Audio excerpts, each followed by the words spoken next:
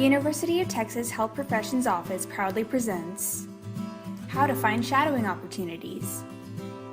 This Powtoon will cover the importance of shadowing and what you can learn from it. We will talk about how you can go about finding shadowing opportunities, how to contact healthcare professionals to ask them about shadowing, the appropriate etiquette to use while shadowing, and how to properly close out the shadowing experience. So, why should you shadow? Shadowing is a great way to get to know more about a health profession. It can be a valuable experience whether you're still exploring health professions or if you've already decided on your health professions path. Shadowing can be a great way for you to understand the field you are going into, explore different fields to see which one is the best fit for you, ask questions and get answers from professionals in that field, and gain immediate exposure to the day-to-day facets of your chosen profession. It is important to also be open to shadowing other health professions given the focus on team-based care in the healthcare field today. So, how do you go about finding shadowing opportunities? There are multiple ways to accomplish this. The three main ways are to work within your own network, join a pre-health professions organization, and reach out to contacts on your own.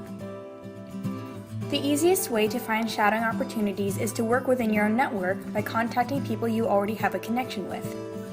You can ask your relatives, friends, neighbors, and fellow students if they know any healthcare professionals in the field you are interested in and whether they would be willing to let you shadow.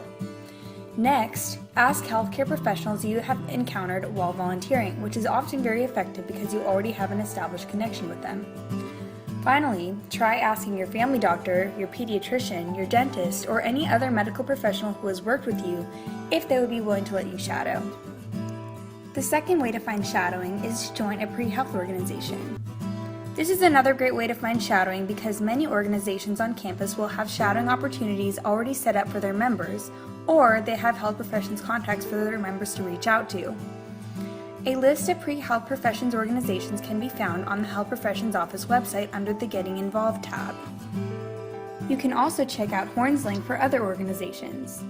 See what kind of shadowing opportunities these organizations offer and if they fit your wants and needs. You can also try reaching out to healthcare professionals through your own research. Look up healthcare professionals online or use LinkedIn to get their contact information. If you want to find contacts to shadow through this method, going to their office would be the most effective because it gives you the opportunity to present yourself professionally. This method is great because it lets you narrow down the profession and specialty of whoever you are interested in shadowing. However, it can also be the most difficult way to get shadowing because you may not get a response. If you cannot meet directly with the healthcare professional you want to shadow, speak to one of their office personnel.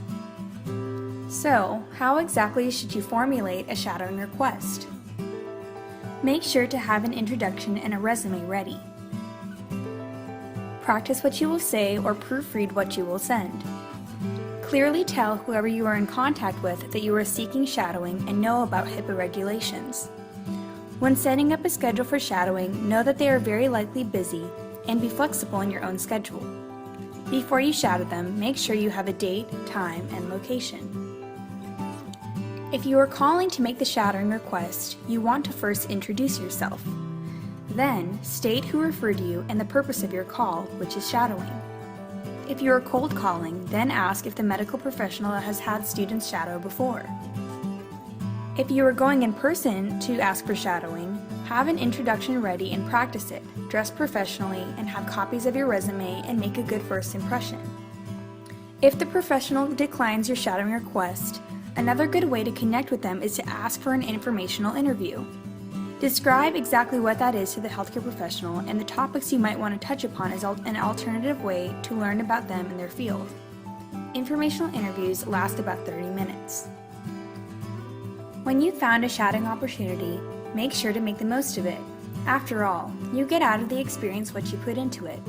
So be engaging. Actively listen, observe, and ask appropriate questions when you are out of earshot of the patient. You should also keep a journal to track the number of hours you shadowed and write a reflection of your experience. When you first meet the professional, make sure to either dress professionally but comfortably, or ask them ahead of time what type of attire they would prefer. Wear minimal jewelry, turn off or silence your cell phone, and go light on the cologne or perfume if you choose to wear it. Don't forget to wear deodorant and comfortable shoes. Some good questions to ask the healthcare professional you are shadowing would be about their patient interactions, experience in day-to-day schedule, current issues in healthcare, issues that they deal with in their profession, how they manage personal and professional life, what qualities they think are important to being successful in their field, and why they chose to go into that field. These questions will help you build a knowledge of the healthcare field as you pull from what you know about current events and relate it back to the effects it has on the different professions and specialties you shadow. There are also some questions you should ask yourself about what you got out of the experience. You can start with asking, what am I learning from patient interactions?